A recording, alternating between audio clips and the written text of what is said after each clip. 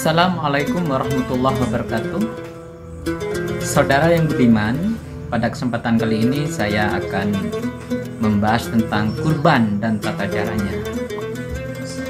Dan pembahasan ini saya nukil dari dua kitab, yakni kitab Bidayatul Mujtahid dan kitab Fiqhul Islam wa Adillatuhu. Nah, pembahasan ini merupakan hasil pembacaan saya terhadap dua kitab itu dan parafrase saya terhadap dua kitab itu, dan saya sajikan dengan cara yang lebih mudah dipahami agar bisa dikonsumsi khalayak ramai. Baiklah, kita ikuti bersama-sama mengenai pembahasan kurban dan tata caranya menurut fikih 4 mazhab. Ada beberapa subtema yang akan saya kupas, yakni yang pertama adalah pengertian kurban, terus hukum berkurban, syarat-syarat kurban, jenis hewan kurban, sifat hewan kurban, terus usia hewan kurban, jumlah hewan kurban, waktu permulaan penyembelihan hewan kurban, waktu akhir penyembelihan hewan kurban, dan hukum menyembelih hewan kurban pada waktu malam. Dan yang terakhir kita akan membahas tentang pengaturan daging kurban. Boleh nggak kita memakan daging kurban, yang mana hewan kurban itu adalah hewan yang kita kurbankan. Baiklah, teman-teman, saudara-saudara yang budiman, kita akan mulai dari yang pertama, yakni pengertian kurban. Secara etimologis, kurban berarti sebutan bagi hewan yang dikurbankan atau sebutan bagi hewan yang disembelih pada hari raya Idul Adha. Itu secara etimologis. Adapun definisi kurban secara terminologi fikih, ya, ialah perbuatan menyembelih hewan tertentu dengan niat mendekatkan diri kepada Allah Subhanahu wa taala dan dilakukan pada waktu tertentu, atau bisa juga didefinisikan dengan hewan-hewan yang disembelih pada hari raya Idul Adha dalam rangka mendekatkan diri kepada Allah Subhanahu wa taala. Terus bagaimana sih hukumnya berkurban itu? Di sini Imam Mazhab memiliki pandangan atau pendapat yang berbeda terkait dengan hukum berkurban itu. Mazhab Hanafi mengatakan hukum berkurban itu wajib atas orang yang mukim dan tidak wajib atas orang yang musafir, dan kewajiban itu bagi orang yang mampu tentu saja. Terus menurut mazhab atau Imam Maliki, ya, hukum berkurban itu sunnah muakkad dan dia memberikan keringanan atau rukhsah bagi orang yang menunaikan haji untuk meninggalkan kurbannya, karena pada saat itu orang yang haji itu berada di Mina.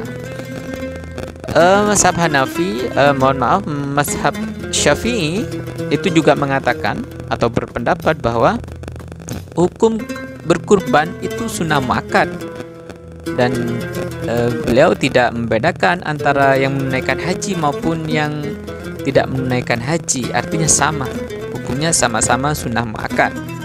Nah, sedangkan Imam Ahmad, ya, itu mengatakan sunnah, ya, bagi orang yang mampu tentu saja. Selanjutnya, kurban itu menjadi wajib ketika dinazarkan, baik oleh orang yang kaya maupun yang miskin, ya. Misalnya kita bernazar pada tahun depan, saya bernazar misalnya seperti itu karena Allah akan berkurban. Nah, ketika sudah mengatakan bernazar seperti itu, maka ia wajib, tidak bisa ditawar untuk melaksanakan kurban. Atau kita punya hajat, kita misalnya sakit, ya, Terus kita bernadar, kalau saya sembuh dari sakit saya ini, maka saya akan melaksanakan kurban, misalnya seperti itu. Dan betul kita sembuh misalnya dari sakit, maka itu tidak bisa ditawar lagi, maka kita wajib melaksanakan kurban. Itu yang pertama. Yang kedua, kurban menjadi wajib ketika hewan yang sengaja dibeli dengan tujuan memang dikurbankan. Jadi kalau kita ke pasar beli hewan kurban, beli hewan untuk dikurbankan, maka niat itu tidak boleh dibelokkan lagi. Itu hewan itu harus dikurbankan. Tidak bisa misalnya ketika kita nyampe di pasar dan kita beli hewan, oh ini bagus, ini sayang kalau disembelih misalnya, itu tidak bisa. Dan itu harus dikorbankan, wajib dikorbankan. Dan itu berlaku bagi orang kaya maupun orang miskin. Yang selanjutnya, kurban itu yang dituntut dari seorang kaya, bukan orang miskin. Jadi orang yang sudah kaya dan orang-orang di sekitarnya juga butuh daging kurban, maka dia dituntut untuk berkurban, maka seorang yang kaya itu wajib berkurban. Nah, apa sih kemudian syarat-syarat kurban itu? Nah, agar berkurban itu menjadi wajib sebagaimana pendapatnya mazhab Hanafi atau menjadi sunnah menurut pandangan imam-imam mazhab selain Hanafi, maka ia disyaratkan adanya kemampuan bagi si pelaku untuk melakukan kurban. Dia punya kelapangan, punya harta atau materi untuk membeli hewan kurban itu atau untuk memiliki hewan kurban itu. Nah, dengan demikian berkurban pada hari raya Idul Adha tidaklah dituntut dari orang yang tidak mampu melakukannya. Jadi di sini terlihat bahwa Islam itu samhah, adamul haraj, tidak menyulitkan dan tidak memberatkan. Apalagi ini adalah ibadah mahdoh, Jadi ibadah mahdoh itu salah satu cirinya adalah meringankan. Terus kemudian kita lanjutkan jenis hewan kurban. Jadi Imam Malik berpendapat bahwa yang lebih utama hewan yang dikurbankan itu adalah domba, setelah itu sapi, lalu kemudian unta. Nah, berbeda Imam Syafi'i dengan Imam Maliki itu justru kebalikannya ini. Dia mengatakan yang lebih afdol atau utama menurut Imam Syafi'i itu adalah yang pertama unta. Kalau enggak unta sapi. Kalau tidak sapi, domba. Nah, itu urut-urutannya. Namun demikian, para ulama sepakat bahwa tidak boleh berkurban dengan selain hewan ternak berkaki 4. Tidak boleh kita berkurban ayam misalnya. Apalagi berkurban perasaan. Itu tidak diperbolehkan. Nah, selanjutnya sifat hewan kurban yang kita kurbankan, para ulama sepakat bahwa ketika kita berkurban, kita wajib menghindari hewan yang pincang, hewan yang sakit dan terlalu kurus yang tidak ada sumsumnya. Ini berdasarkan hadis Nabi dari Barra bin Azib radhiyallahu an. Dia mengatakan, al-arja'ul bayinu arajuha wal aura'ul bayyinu auruha wal maridatul bayyinu maraduha wal jafa'u allati la tunki. Jadi hewan pincang yang jelas pincangnya, hewan buta yang jelas butanya ya, hewan sakit yang sakitnya itu jelas, dan hewan kurus yang tidak bersumsum, nggak ada dagingnya ya, itu tidak boleh dijadikan sebagai hewan kurban. Jadi kalau kita kurban itu adalah hewan yang bagus, yang gemuk dan sehat. Itu yang pincang saja tidak boleh, apalagi yang buntung misalnya, itu tambah tidak boleh. Yang buta saja tidak boleh, apalagi yang tidak punya mata. Nah itu tidak diperbolehkan, cacat seperti itu. Jadi harus hewan yang bagus. Nah kemudian usia dan ukuran hewan kurban itu seperti apa, seberapa ya? Sebagian ulama berpendapat usia hewan kurban harus sudah berusia 2 tahun atau lebih.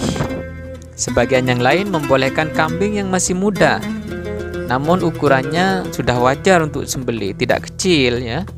Itu berdasarkan sabda Nabi kepada Abu Burdah. Beliau mengatakan, cukup bagimu dan tidak cukup seekor kambing kecil bagi orang selainmu. Nah, Nabi mengatakan ini kepada Abu Burdah. Mungkin Abu Burdah ini miskin ya, sehingga ditoleransi oleh Nabi untuk berkurban kambing yang kecil. Nah, kambing yang kecil ini apakah ukurannya yang kecil atau karena dia tidak nyampe 2 tahun? Nah, ini ulama berbeda pendapat terkait ini. Cuman untuk pendapat yang lebih aman adalah kambing yang usianya 2 tahun atau lebih dan ukurannya itu sudah matang dan wajar untuk disembelih. Baiklah, selanjutnya jumlah hewan kurban. Imam Malik berpendapat seseorang boleh menyembelih kambing, sapi atau unta sebagai kurban untuk dirinya dan keluarga yang ia nafkahi menurut syariat ya. Dan begitu juga dalam kurban haji. Syafi'i, Abu Hanifah dan jamaah membolehkan menyembelih unta untuk 7 orang, dan begitu pula sapi untuk hewan kurban ataupun kurban haji. Jadi sapi atau unta itu mengcover 7 orang. Dan para ulama sepakat bahwa kambing hanya cukup untuk mengcover 1 orang saja, kecuali pendapat yang diriwayatkan oleh Imam Malik bahwa ia membolehkan seorang menyembelih kambing untuk dirinya dan keluarganya, namun bukan dari hasil milik bersama, tapi ia sendiri yang membeli hewan kurban itu. Hanya saja kalau kita lihat ya, sebagaimana yang sudah umum disepakati oleh masyarakat, oleh para ulama di Indonesia misalnya ya, bahwa sapi atau unta itu mengcover 7 orang, sedangkan kambing atau domba itu mengcover 1 orang. Baiklah. Terus waktu permulaan menyembelih hewan kurban itu kapan gitu ya? Para ulama telah sepakat bahwa menyembelih hewan yang dilakukan sebelum sholat Idul Adha, maksudnya di sini adalah tidak boleh dan tidak sah. Itu berdasarkan sabda Rasulullah SAW, siapa yang menyembelih kurban sebelum salat, maka itu hanya daging kambing biasa atau sedekah biasa, tidak bisa disebut dengan kurban. Imam Malik berpendapat tidak boleh menyembelih hewan kurban sebelum imam. Jadi ketika imam sudah selesai sholat ya, dan imam kemudian menyembelih hewan kurban. Ketika imam itu sudah menyembelih, maka orang-orang lain selain imam itu boleh mengikuti imam itu menyembelih hewan kurbannya. Nah, ini didasarkan pada contoh dari Rasulullah bahwa para sahabat menyembelih kurbannya setelah Nabi selesai sholat dan setelah Nabi menyembelih kurbannya. Seperti itu. Nah, ini ada perbedaan pendapat. Terus Abu Hanifah dan As-Tsauri berpendapat boleh menyembelih sesudah sholat, sebelum imam, karena merujuk pada hadis di atas, yakni siapapun tidak yang menyembelih kurban sebelum sholat, maka itu hanya daging kambing biasa atau sedekah biasa. Tidak disebutkan di situ setelah sholat dan imam setelah menyembelih kurbannya. Nah, itu rupanya Abu Hanifah dan As-Tsauri ini berpedoman pada matan hadis itu. Terus waktu akhir penyembelihan hewan kurban itu, Imam Malik, Abu Hanifah dan Ahmad dan jamaah juga ya berpendapat akhir waktu penyembelihan adalah hari ketiga dari hari-hari tasyrik pada saat terbenamnya matahari. 3 hari itu ya. Terus Imam Syafi'i dan Al-Auza'i berpendapat hari raya kurban selama 4 hari, yaitu hari nahar, hari raya Idul Adha itu, dan 3 hari sesudahnya. Nah, ini berbeda. Terus ada sekelompok ulama lainnya yang berpendapat bahwa hari raya kurban adalah 1 hari saja, yaitu khusus hari nahar tanggal 10 Dzulhijjah itu. Nah, bagaimana? Ya, pertanyaan selanjutnya, bagaimana hukumnya menyembelih hewan kurban pada saat malam hari? Menurut pendapat yang masyhur dari mazhab Maliki, tidak boleh menyembelih hewan kurban di malam hari-hari tasyrik. Begitu pula di malam hari nahar, malam hari raya Idul Adha itu juga tidak diperbolehkan. Sedangkan Imam Syafi'i dan jamaah berpendapat boleh itu dilakukan. Jadi menyembelih hewan kurban pada malam hari itu diperbolehkan menurut pendapat Imam Syafi'i. Selanjutnya, ini mungkin yang terakhir ya, pengaturan daging kurban. Para ulama telah sepakat bahwa orang yang berkurban diperintahkan untuk memakan sebagian daging kurbannya dan menyedekahkannya sebagian yang lainnya, sebagaimana firman Allah Subhanahu wa taala dalam surat Al-Hajj ya, ayat 28, yang artinya makanlah sebagian daripadanya dan sebagian lagi berikanlah untuk dimakan orang-orang yang sengsara lagi fakir. Itu boleh dimakan sendiri dan sebagiannya itu diberikan kepada orang lain. Nah, selanjutnya Rasulullah SAW bersabda terkait dengan hewan kurban ini. Beliau menyatakan begini, fakulu wa tasaddaqu waddahiru. Jadi makanlah, sedekahkanlah, dan simpanlah. Nah, berdasarkan hadis ini misalnya Ibnu Al-Mawas berpendapat boleh melakukan salah satu dari ketiganya itu. Keduanya boleh ya disedekahkan, boleh disimpan, boleh dimakan ya. Tapi mayoritas ulama ya, ini mensunahkan dengan menyatakan bahwa daging tersebut perlu dibagi menjadi 3 bagian. Ini rupanya pendapat yang aman ya. Sepertiganya disimpan, sepertiganya untuk disedekahkan, dan sisanya untuk dimakan. Namun tidak boleh dijual. Tidak boleh dijual. Jumhur ulama berpendapat bahwa bagaimana dengan kulit, bulu, dan tanduk hewan kurban itu? Jumhur ulama berpendapat bahwa tidak boleh dijual itu kulit, bulu, sama kurma tanduk itu. Dan Abu Hanifah berpendapat boleh menjualnya tapi tidak dibayar dengan uang, tidak dibayar dengan dirham atau dinar, tapi dengan barang atau sering disebut dengan barter. Ini menurut Abu Hanifah ini boleh.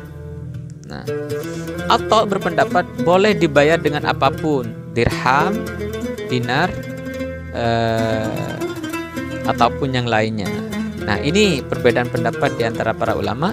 Tapi rupanya yang lebih aman adalah kita tidak boleh menjual itu. Boleh disedekahkan juga kepada masjid atau kepada lembaga-lembaga filantropi lainnya. Nah, itu mungkin terkait dengan kurban dan tata caranya yang bisa saya sampaikan. Kalau menurut Anda video ini bermanfaat bagi teman-teman, bagi sahabat dan keluarga di sekitar kita, Anda boleh share video ini, like, dan bisa komen di komentar, di kolom komentar. Anda bisa request video mengenai tema-tema yang menurut Anda penting untuk dibahas sebagaimana video ini. Terima kasih. Sekian dari saya. Mohon maaf atas segala kekurangan. Wassalamualaikum warahmatullahi wabarakatuh.